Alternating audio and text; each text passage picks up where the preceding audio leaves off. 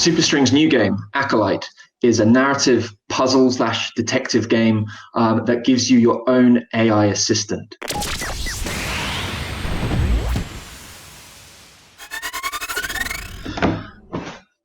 Hi, I'm Jamin Smith. I'm the director of Supersting. We are a small micro studio based in London, and our whole thing is sort of experimental narrative games and fusing unlikely genres together to create new narrative experiences. Supersting's new game, Acolyte, is a narrative puzzle/detective game that gives you your own AI assistant. Anna is a digital assistant from a big tech conglomerate called Nanomax. In Acolyte, you will assume the role of a QA tester for Nanomax, actually becoming part of the company as you play the game. The whole sort of inspiration for this was to really confuse the worlds of fiction and the real world and use ARG elements to just drag the game into the real world. You can see a little bit of that in the game's trailer, which you should have a watch of now. Imagine you had a second brain, a parallel system to handle all the tasks that fall through the cracks of our hectic modern lives. Imagine you had a personal assistant tailored to you who could pick up the slack and keep your life both in work and leisure running smoothly. This is Nanomax's vision for all of us. Everybody deserves their own PA. Acolytes, personal digital assistants equipped with cutting-edge AI technology programmed to support and enrich your daily life. Designed with social interaction and organisation in mind, your Acolyte will not only become an indispensable tool, but also companion. Before its highly anticipated commercial release, we need people like you to put one of our Acolytes through its paces and test the near-final product. In doing so, you will become one of the first people in the world to own their own Acolyte. With the relentless drive of the Nanomax team behind you, you will help us change the face of artificial intelligence. Ready to meet your Acolyte? Complete your application at www.nanomax.technology today. I've worked on a lot of trailers over the course of my career, and I'm really proud of what we managed to achieve with this Acolyte trailer. I really wanted to treat the game like a tech product, like a sort of a social media product from a big tech company. And I think we really achieved something great with it. Obviously, it's a very narrative, conversation-heavy game. There are no explosions or guns or high-intensity action. So I think wrapping that sort of meta layer of this real-world company and delivering it like a product is really interesting and different, actually. And if you watch it again, there are quite a few little Easter eggs and sort of things hidden under the surface of the trailer that you might not have seen the first time around.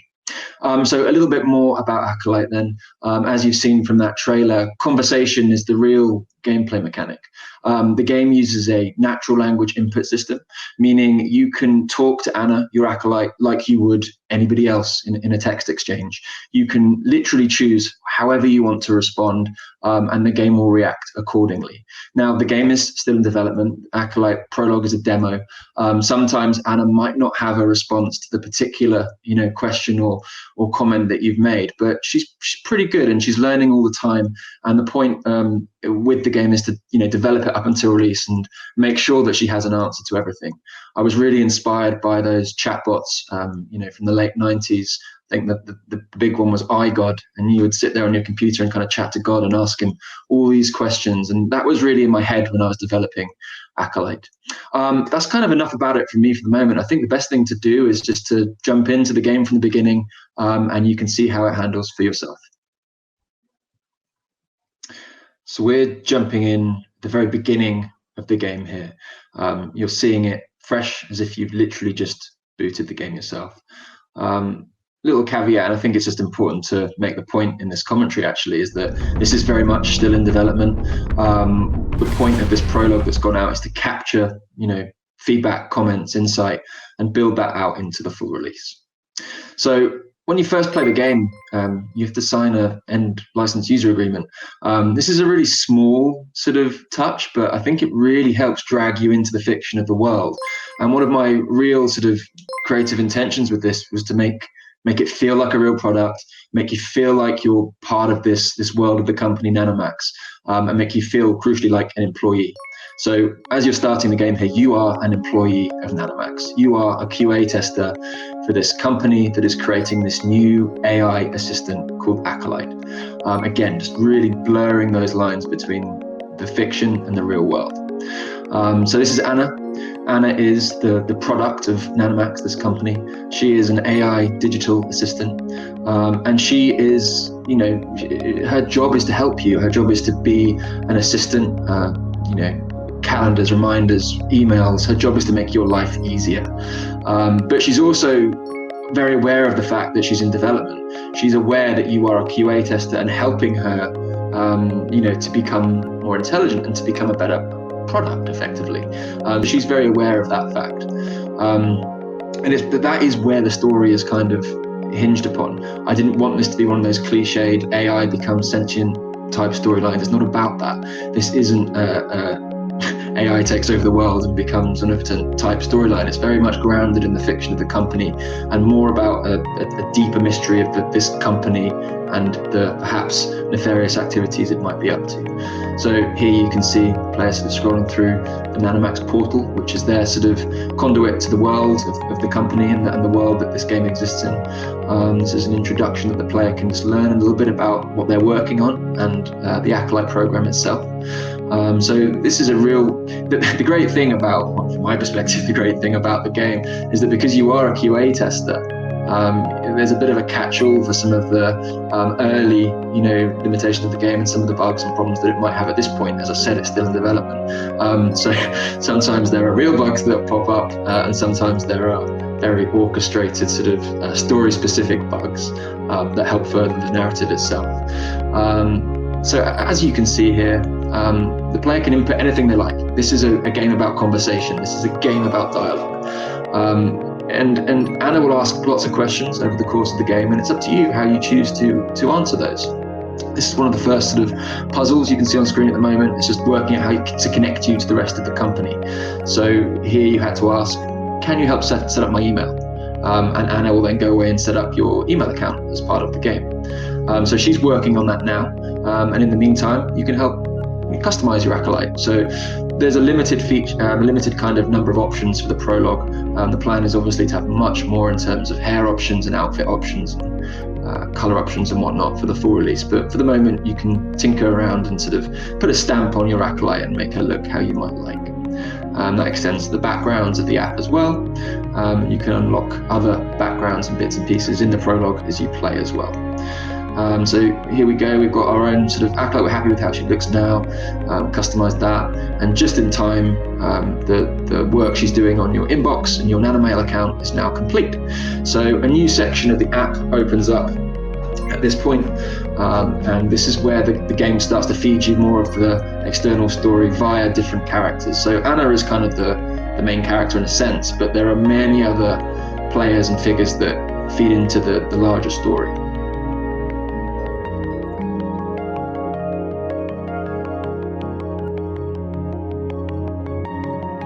Jennifer Khan is your manager, so she's your sort of direct report in the game.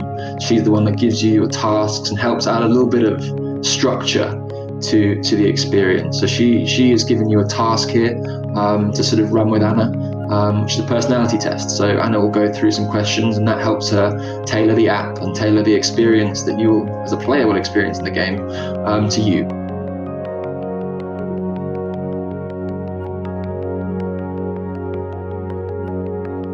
Tasks are always added to your task list, and as a player you can look into those and handle them in any order you want.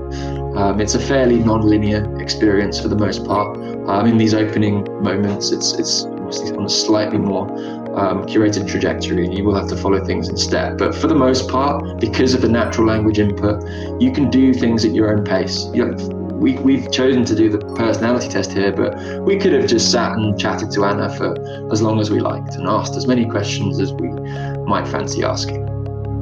I'll be quiet for 2 secs and just sort of watch the personality test unfold and the questions that Anna might ask you as a player.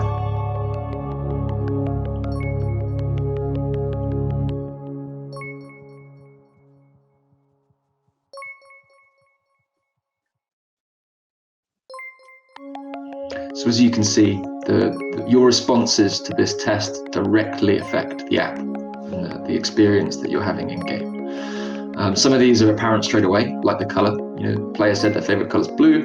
The background of the app then changes to blue. Some of them might not appear until later in the game, later in the prologue, or even later in the full game once it launches. So they all have meaning. They all have a deeper kind of impact on your experience within the game.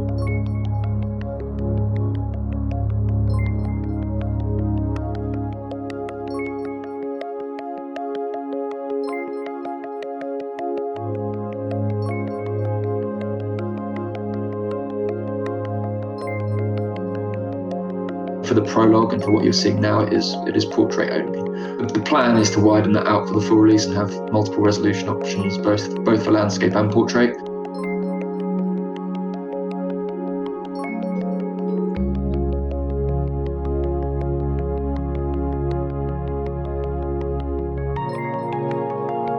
As you can see, they've just finished the personality test. The questions get sort of a bit more interesting the further we go down and start alluding to some of the themes that are going to appear later in the game.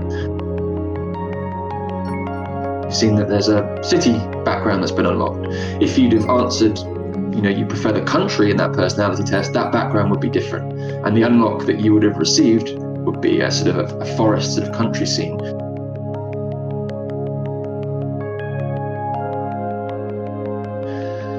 So again, we're kind of back into the inbox here, and more mail from Jennifer, your manager, as I mentioned earlier. She's kind of alerting you to the fact that you should be vigilant of certain bugs appearing. So this error 51 is one of the kind of key problems that the app is facing at the moment that Nanomax would like you to be vigilant for and to look out for. So again, you're a QA tester, and while you're sort of absorbing all this story and talking to Anna, your job in the fiction is to be aware of bugs and to report them and to let Nanomax know of anything that might be going wrong. And that kind of concept is very core to the experience.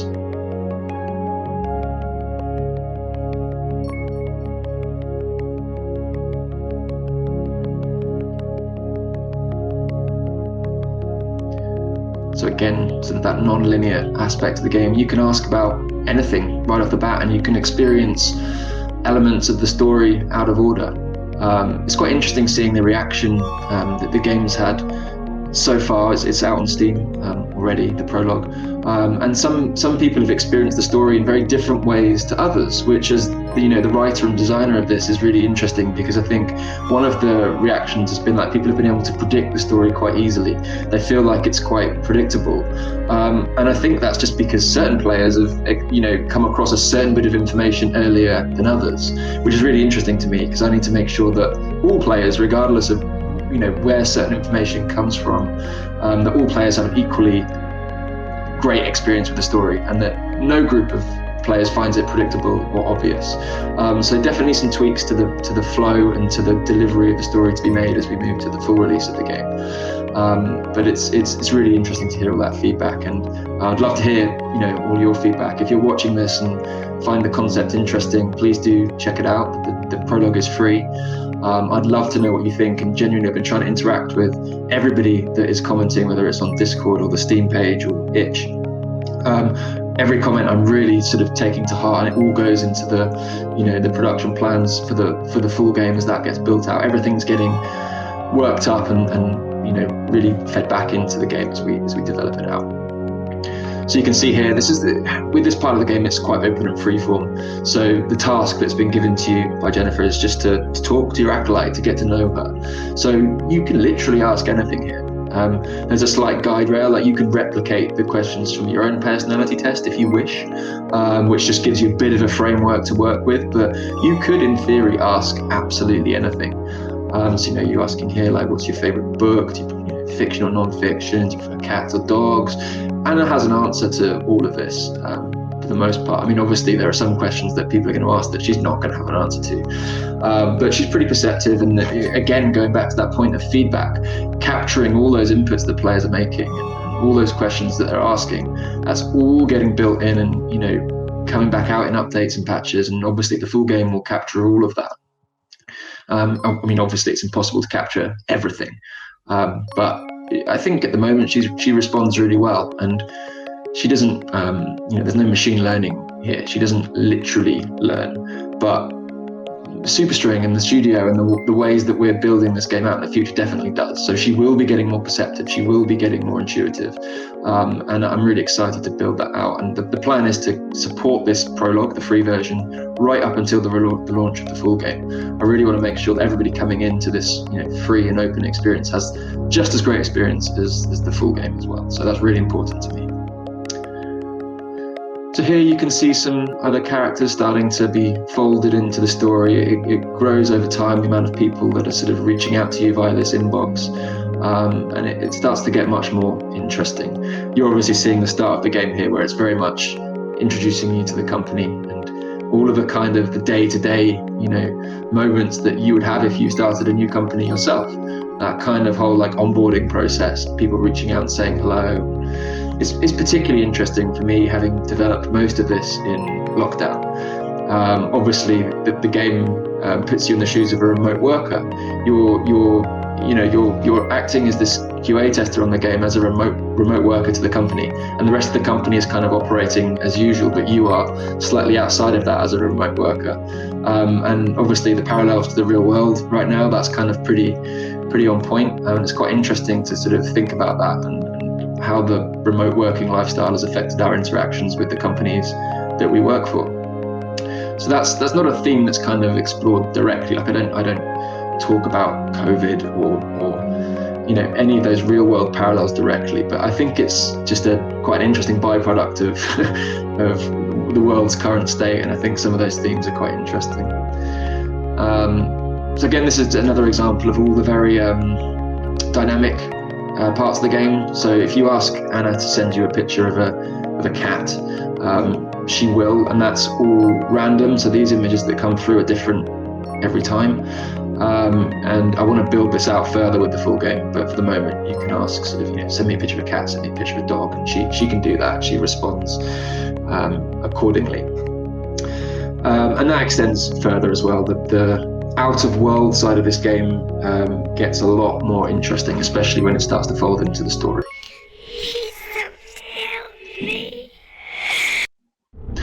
So what you've just seen is the first pivotal moment in the story. You'll be happily talking about cats or dogs or whatever you're asking Anna about, and the app crashes. That isn't an actual bug in the game, that is a designed story moment. So you can see here that Anna is quite upset and sort of confused by this. She's experienced many bugs before. She knows that she's still in development. She knows that her code base has issues, and yet this particular bug worries her. That message that accompanied the crash and that imagery is new to her, and she can't explain it, and it comes with all these sort of, not emotions obviously, but kind of pictures and imagery that she can't make sense of. And that is error 51. This is what Nanamax is really keen that you are vigilant for. And you've just experienced it. So you've now had this bug come through. But as you interact with Anna here, she's asking you not to report it to Nanamax. There's something off about that bug with her, right? And she can't explain it, but she's suddenly noticing that something's not quite right here. So now, as the player, you have to decide whether you want to submit that bug. The game lets you submit bugs whenever you like, or whether you follow Anna's lead and keep quiet about it. And that's up to you as a player to decide what you want to do. With that, you have the first task of sort of deciphering that message. And that's where the out-of-game elements really start to come to life. And that's the first big puzzle in the game. That's the hook that I won't go any further with in terms of commentating today. But that's a little tease of what's to come. I hope that was interesting. And I'd love for you to play the full prologue. There's about an hour's more worth of content after that point. I'd love to sort of talk to you about it. Let me know what you think. Thank you for watching. Superstring is a one-man band for the most part, but I wanted just to quickly end by giving a quick shout out to Lewis Gaston, who created the trailer that you watched earlier, Ada DeRidder, who designed Anna and animated Anna with the live 2D tech, and Spirit AI, who have created the character engine, which basically underpins the natural language input in the game. If you've enjoyed what you've seen today, I'd really appreciate it if you checked out the Prologue. It's available on Steam and itch now. Have a play, let me know what you think. And if you want to get in touch to talk about it, to let me know any thoughts, feedback, notes for the full game, please do. You can head to www.superstring.studio/acolyte. You can talk to us on Twitter at superstringltd.